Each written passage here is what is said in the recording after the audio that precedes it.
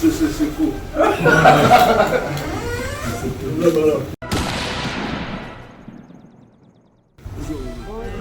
Vous allez bien? Mon pao.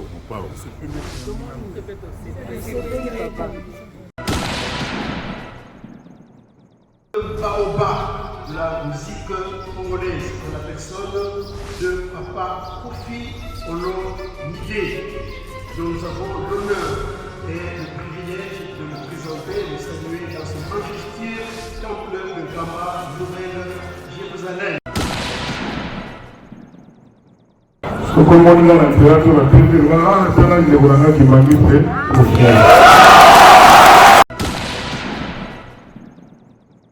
na mboka sacré Kamba na bosoto na ngai na kobunga na ngai na baproblème na bapasi na kozanga bakongi na kosenga na papa kimama na kosenga na papa nazonga na mote etikala awa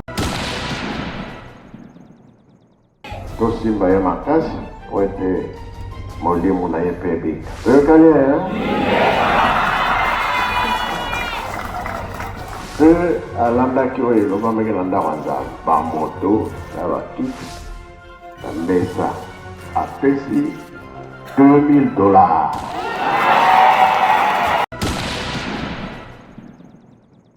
kokana nyonso kana kokana nga na nyonso te emwana nabundi kaka nde nazalaki wana alingaki opesanga autorisation papa nasomba 200 kiti mpona bamama bavandelaka bango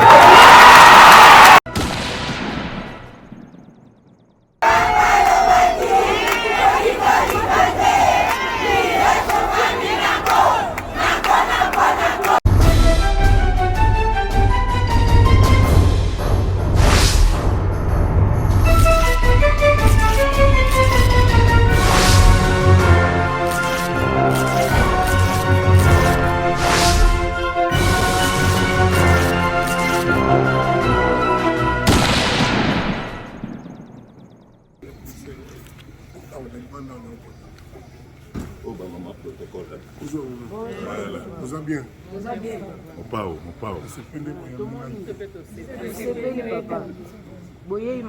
Non seulement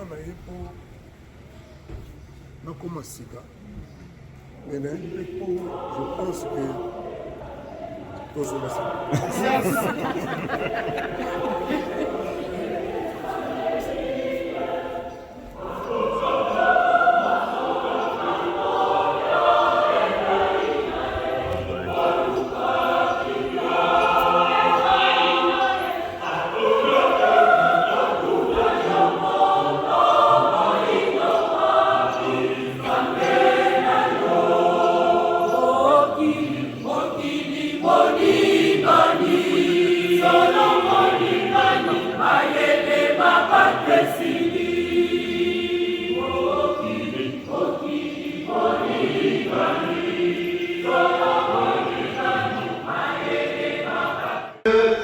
chaleureusement pour annoncer un Père qui se Saint-Esprit. On le fait, Fils, et Saint-Esprit.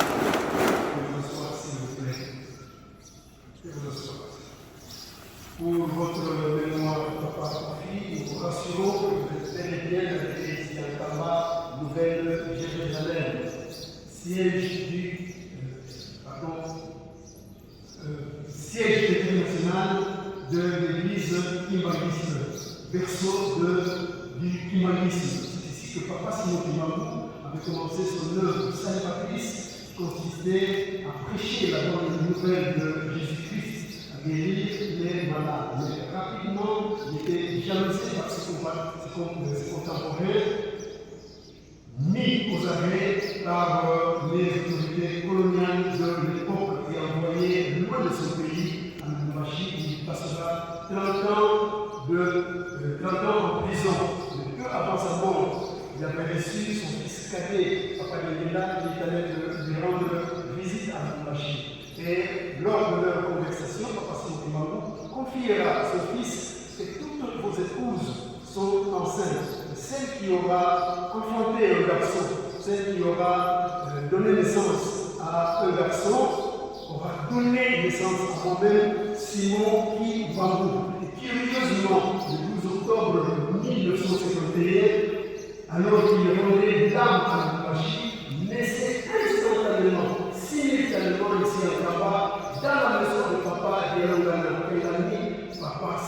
Kimbamou.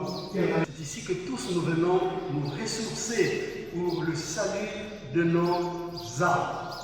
Et hier, en fin d'après-midi, sa divinité, Papa Simon Kimbamou Kangani, a reçu un géant de la musique congolaise, un baobab de la musique congolaise, en la personne de Papa Kofi Olomide, dont nous avons l'honneur et le privilège de le présenter, de le saluer dans ce majestueux temple de Gamba, Nouvelle-Jérusalem.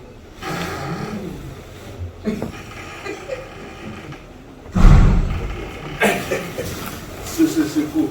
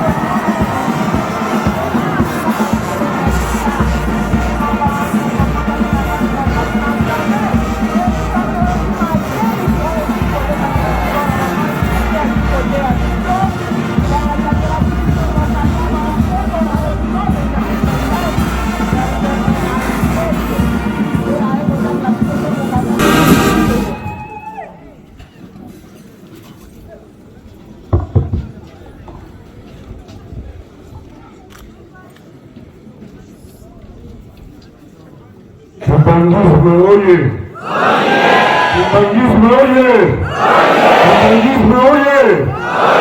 Papa Simba Kimbangu oye! Papa Simba Kimbangu oye! Papa oye!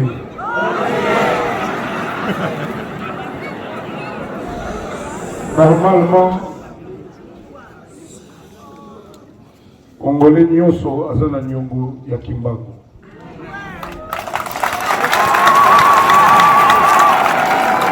Na yelelo la terre sainte ya mboka na biso ndenge nasina premiaki bandalobi mpona futa moke ya nyongo na mpe mpona kenda na kimbangisme na ngai soki omoni nga na teatre batetelaa tala ndeko na nga kimbangisme okia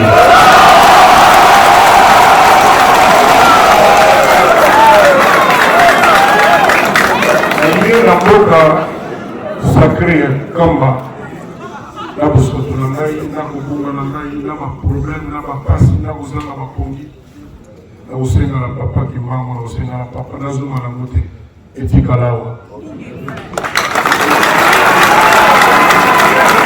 Nazonga na yango te nzela nzela mingi ya koloba eza te.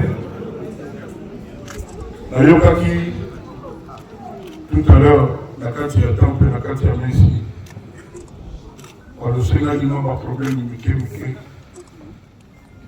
nazoki ozenga na mwa mouvement mpona kokoki koyeba te motu te akoka na nyonso kaka nakoka na nga na nyonso te emwana nabundibundi kaka nde nazalaki wana nalingaki opesanga autorisation papa nasomba 200 kiti mpona bamama bavandelaka bango.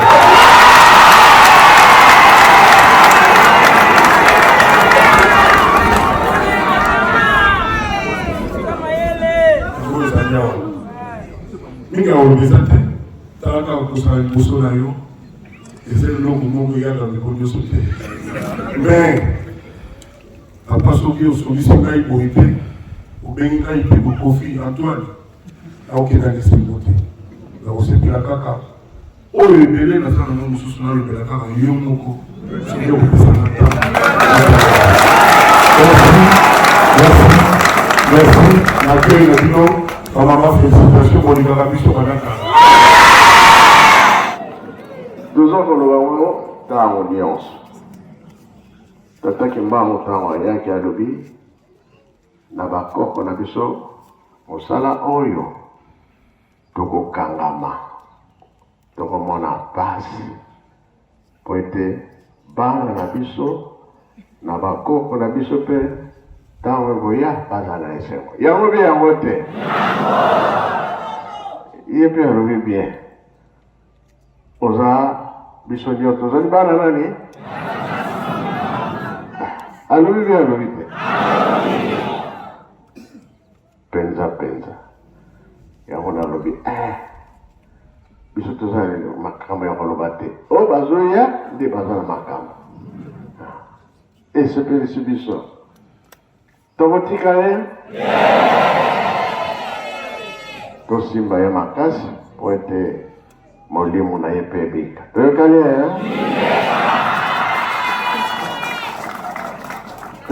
alanda kiwe loba megena ndawanza ba moto na ba kiti na mesa apesi $2000.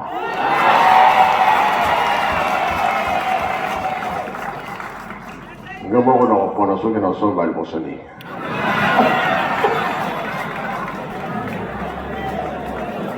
Vous avez pressé, hein?